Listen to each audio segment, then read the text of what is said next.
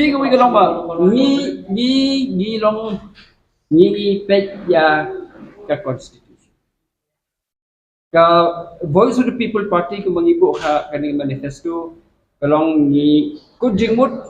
ban ngin scam ru ban ngin pitikna ba kani ka jinglong lai lut ban mani blai ane ka secularism ka bangi ham ban penne be dalong kat balong daranya ham ban yang marwei ru ngin haban hi ka wi ka long ba ka sa ka wi ka bangi la barong kani ka jinglong ka jing ka pluralism ane ka ta ka jing don kita ki bring ba puncak handian jung kayaknya kalian pin kayaknya kalian jong ka tin ke thli kayaknya kalian jong ka culture ni na kalian jong ka VPP ni wa ba kane ka pluralistic nature jong ka Indian constitution kane kuma la frame ka kuma la pelong ka hindi ta makan sudah dengan constitution ni ba ha policy terkam jong sarkaru kadiban mi kata ka jinglong jong kata ka constitution. But ningai ru, but ni long committed ru, ya ka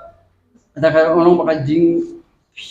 pia, jong kibor, pedeng ke sarkar jela, but ke sarkar kami. Kaba ila barong kata ka true federation. Kaba ngim pediang, baka sarkar kami kalong badan bor hadu baka ni yu ya ke sarkar jela. Hi be ka ni ka sarkar kami dingba ki governor ki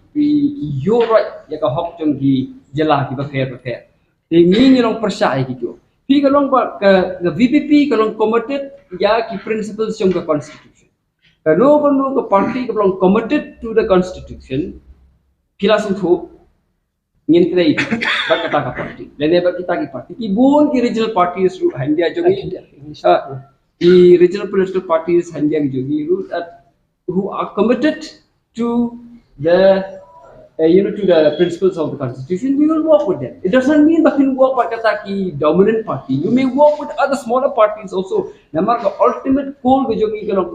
the basic structures, the basic principles of the constitution of India should be maintained at all. Of course.